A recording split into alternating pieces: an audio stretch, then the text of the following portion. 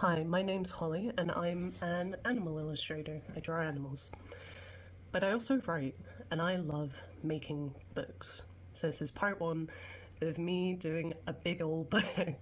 I'm going to try and talk you through each part of the process, the drawing and the writing, both of which are really complicated in their own rights, but doing both can be really overwhelming. So how do you pick what to write about? That is the scariest part of making a book by far. What are you going to write about? What are you going to talk about? What are you going to commit months of your life to?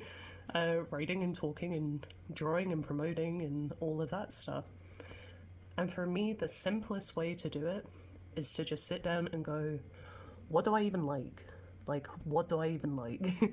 Because you have to pick something that you're willing to stick to that's going to keep you interested for a long period of time. So in this case, at the moment, I have sat down recently and gone, what do I even like? And I went, I quite like teeth. So I'm doing a book on teeth at the moment, animal teeth. And luckily, this is also something that I have sort of dabbled in before. This is a very crap zine that I made.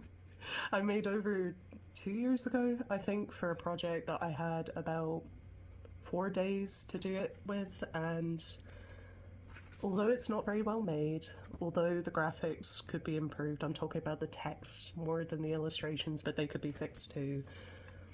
It's all very rushed. There's some fundamental things that I really enjoyed about this.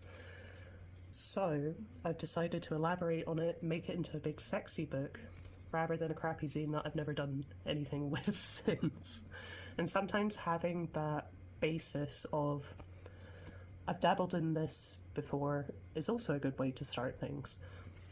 For instance, I like the fact that there's a bit of shock value to this. So I remember showing this in class, and the bit with snails particularly, like unknown things to maybe someone that isn't as into animals as I am, like I chucked it in at the time thinking, yeah, snails have radulas, they have a butt ton of teeth, whatever, not really thinking about it.